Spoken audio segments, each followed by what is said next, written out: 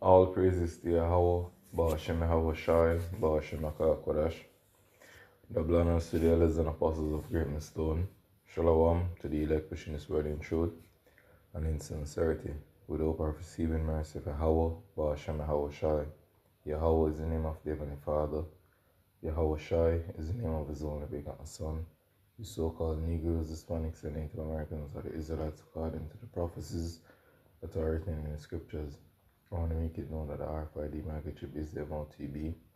The serpent juice is a precursor to the MOTB. Yahweh Shai, whom the early man called Jesus, is about to make his return upon the earth to deliver his elect and to pour out judgment as it is written. So I want to get straight into this lesson, and this is just a quick lesson to show you that Yahweh Ba'ashem Yahshai is bringing plagues upon this earth. A lot of people don't understand that Yahweh Ba'ashem Yahshai used individuals upon the earth to bring forth his judgment, in which Esau is just another tool in the Lord's hand,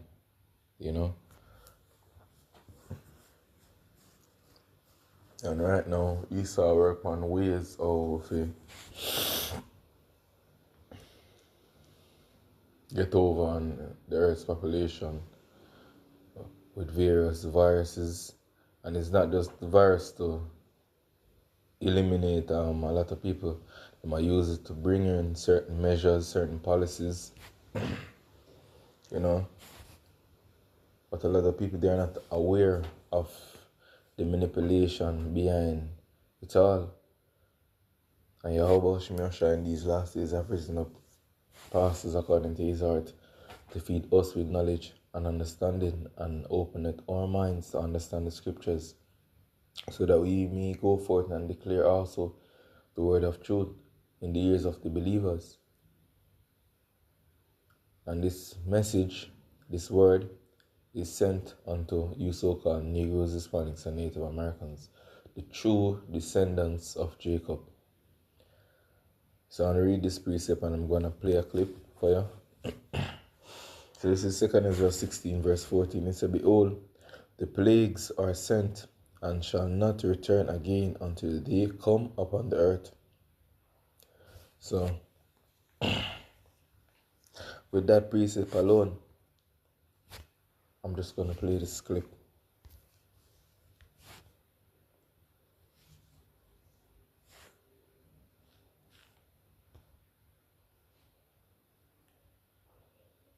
The outbreak of a deadly virus in India has much of the world on high alert, with fears of another pandemic. Travellers are being stopped and screened for Nipah virus at all major Asian airports, including Bali. The global response to the outbreak eerily similar to scenes during COVID. Another issue on the agenda is a panel dedicated to the so-called disease X, a hypothetical pathogen that may cause new pandemic many times more deadly than COVID. What do you expect to come out of those talks? Today, the World Economic Forum actually has a whole session on this about disease X. And what people are really worried about, and by the way, none of these sessions have anything on it about improved biolab safety. What people are worried about is creation of all these pathogens in these labs and then having another security breach, and then we're off to getting the world sick again.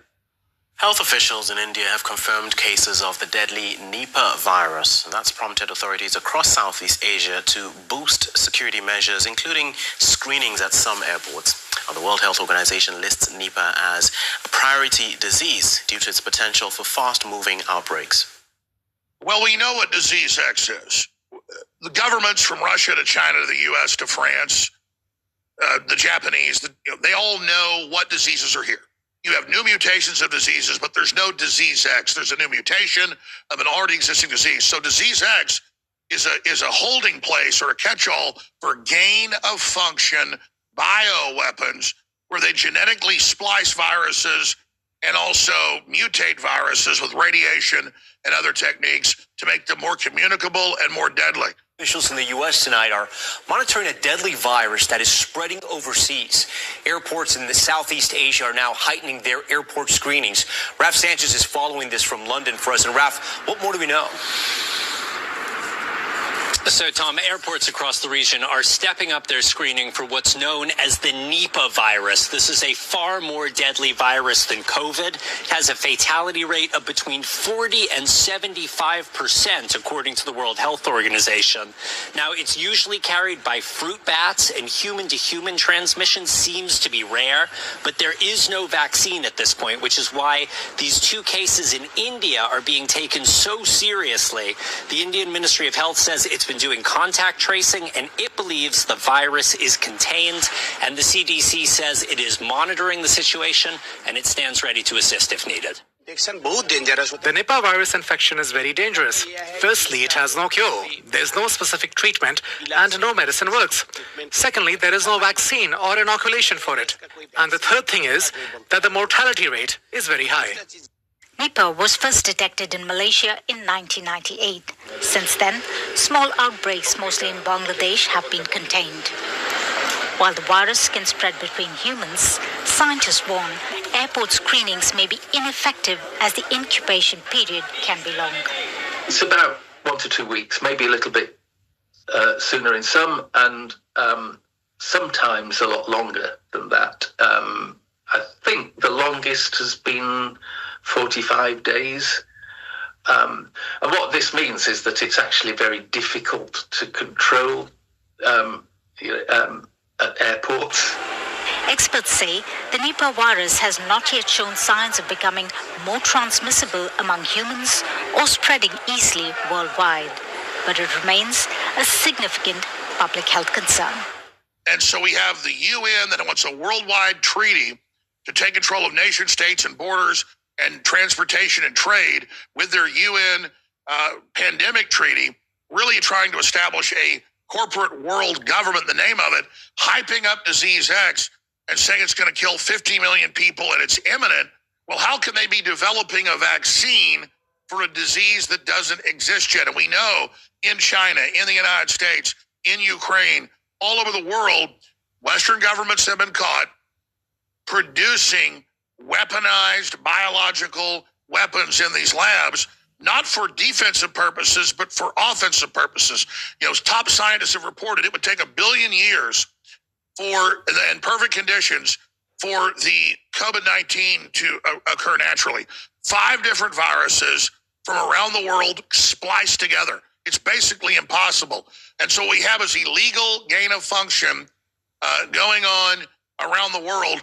In 2015, there was a big scandal when Obama was caught allowing gain of function at the University of Texas, Galveston, and the University of North Carolina at Chapel Hill. So they then moved it to Wuhan, so when they released it, they could then have plausible deniability about who'd made it. You know, vaccine developers have been talking about disease X for years.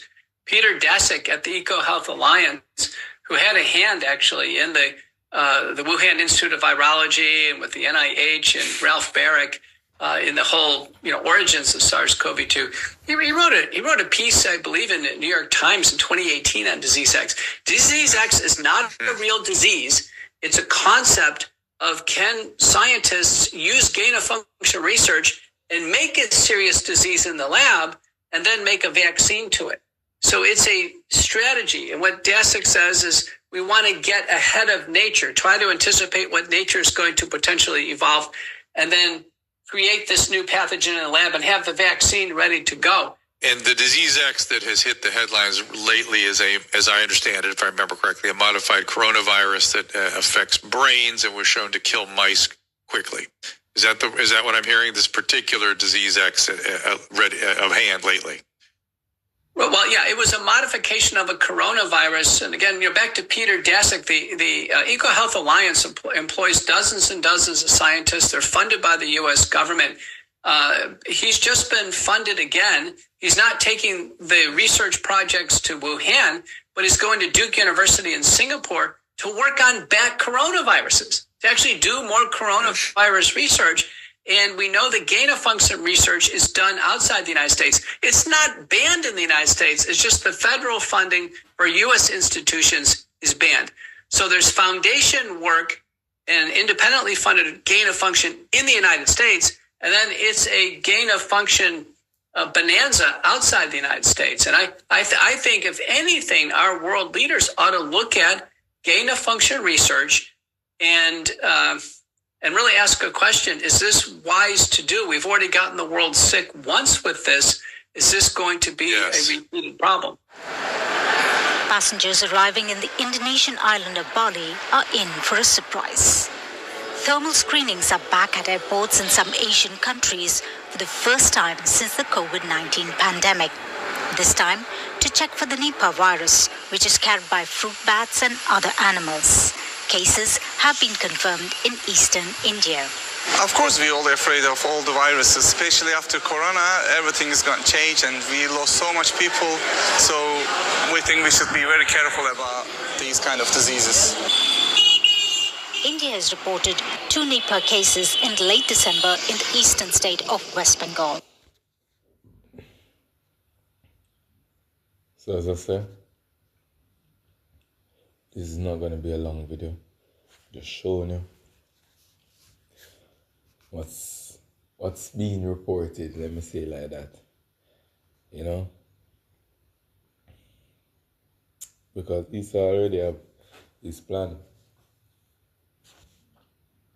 And how am I going to manipulate and fool the masses and let them willingly follow his agenda.